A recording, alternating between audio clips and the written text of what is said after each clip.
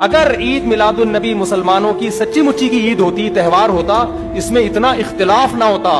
اتنا اختلاف ہے، پورے سعودیہ کی ایک گلی میں بھی کوئی ایک بتی بھی نظر نہیں آئے گی آپ کو. پاکستان میں گھر گھر سجے ہوئے ہیں. دنیا میں جتنے بھی مذاہب ہیں ان کا بیسیوں مسئلوں میں اختلاف ہوتا ہے، تہواروں میں ان کا اختلاف نہیں ہوتا. عیسائیوں میں جو لبرل عیسائی ہیں نا، وہ بھی کرسمس کے موقع پہ کرسمس مناتے ہیں.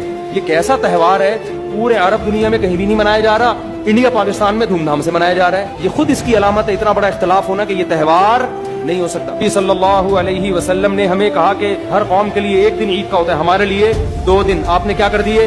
3 دن. اس حدیث کی بھی آپ نے مخالفت کر دی. اسلام میں برتھ ڈے منانا نہیں ہے، سالگرہ منانا نہیں ہے، آپ نے اس کی بھی مخالفت کر دی اسلام کے اس حکم کی. اور دیکھو مجھ پہ آپ نیگیٹو کمنٹس کر سکتے ہو، مجھے آپ کہہ سکتے ہو میرا یہ کلپ مارکیٹ میں جائے گا نا تو یہ دیوبندی ہے، وہابڑے، اور یہ ان کو کیا پتا، ان کو نبی سے محبت نہیں ہے.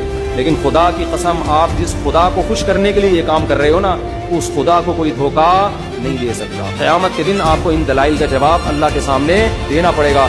آپ نبی کے نام پہ ربیع الاول میں جلوس نکال رہے ہو، روڈ بلاک کر رہے ہو. ایک طرف مذہب آپ کو کہہ رہا ہے، نبی نے فرمایا جس نے راستے سے کانٹا نہیں ہٹایا نا وہ ایمان کے آخری درجے پہ بھی نہیں ہے. اور آپ راستے میں پورے جلوس لا کے 4 گھنٹے ٹریفک جام کر رہے ہو. آپ کتنے لوگوں کی میتیں ہو جاتی ہیں بیچ میں.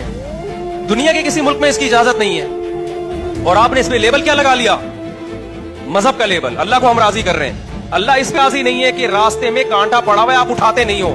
اللہ اس پہ راضی کہا ہوگا کہ راستے میں کانٹا پھینکو. کانٹا پھینکنے کی تکلیف زیادہ ہے یا 6 گھنٹے کے لیے روڈ بند کرنے کی تکلیف زیادہ ہے؟ موبائل کے سگنل بند، ساری ایمرجنسی بند. کیا حضرت حسین اس چیز سے خوش ہوں گے؟ ربیع الاول میں بھی یہی ہوتا ہے. الذین ضل سعیہم فی الحیات الدنیا. اللہ کہتے ہیں کچھ ایسے لوگ ہوں گے جن کی کوششیں دنیا میں بیکار جائیں گی اور وہ سمجھ رہے ہیں کہ ہم نیک عمل کر رہے ہیں. پھر بھی میں کہتا ہوں آپ کسی پہ طنز نہ کریں، جا کے چھیڑیں نہیں. جو کر رہا ہے اس کو کرنے دیں، لیکن اپنے ایمان کی تو حفاظت کرو میرے بھائی. آپ تو سمجھو کہ یہ چیزیں مذہب میں شامل نہیں ہے، یہ ہمارے مذہب کا حصہ نہیں ہے. مذہب کا حصہ جو ہے وہ قرآن نے بیان کر دیا. جو قرآن کی جنتیوں کی صفات ہیں وہ اللہ نے بیان کر دی. یتیم کا مال نہیں کھاتے، وراثت دیتے ہیں، معاہدوں کی خلاف ورزی نہیں کرتے، نمازوں کو قائم کرتے ہیں، سود سے بچتے ہیں. یہ ساری اہل جنت کی اللہ نے صفات بیان کی ہے. اس کے علاوہ کوئی بھی چیز آپ مذہب میں داخل کرتے ہو وہ آپ کی طرف سے ایڈیشن ہے.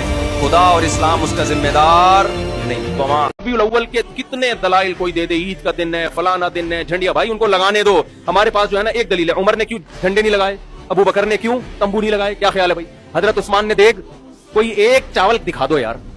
کوئی ربیع الاول پہ کوئی ایک کھجور دکھا دیں جو خوشی میں کھلائی ہو کہ چلو آج ربیع الاول ہے. تو آپ جب نہیں ہے تو اٹ مینز ختم. دلائل دیتے رہو آپ، ہماری صحت پہ اس سے کوئی اثر بولو نہیں پڑے.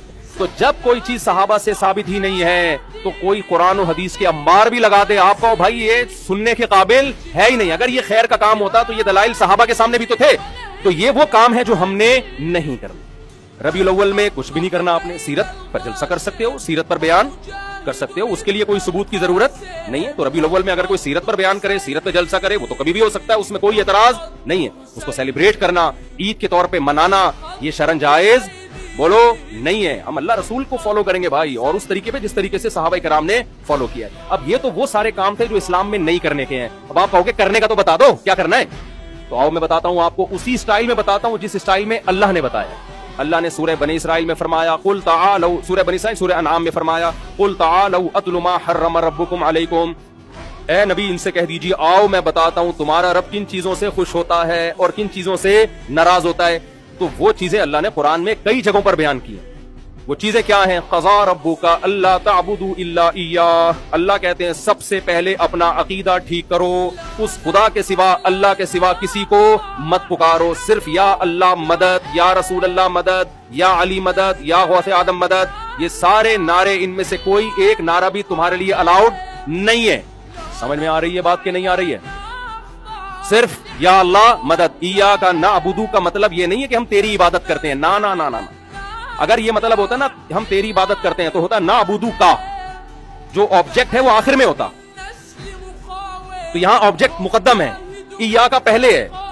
اس سے حصر کا فائدہ ہوتا ہے. اس کا مطلب ہے ہم تیری ہی عبادت کرتے ہیں، تیرے سوا کسی کی عبادت نہیں کرتے. مشکل کشا، حاجت روا اور تمام مسائل کا حل صرف کس کے پاس ہے بھائی؟ اللہ کے پاس ہے. یا ایھا الناس انتم الفقراء الی اللہ. اے لوگو تم سارے کے سارے اللہ کے در کے محتاج، فرشتے بھی، پیغمبر بھی، بزرگ بھی.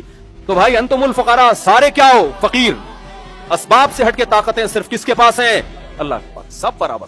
پیغمبر کا مقام اس لیے بلند ہے، اس لیے نہیں کہ آپ کے پاس اختیارات ہیں، اس لیے کہ ہمیں اللہ سے ملانے والے ہیں، اللہ کے پیغمبر ہیں. یہ کم مقام ہے کیا؟ تو اللہ نے فرمایا یہ کرنے کا کام ہے، یہ محرم میں بھی کرنا پڑے گا، سفر میں بھی، ربیع الاول میں بھی، ربیع الثانی میں بھی. سمجھ رہے ہو کہ نہیں سمجھ رہے؟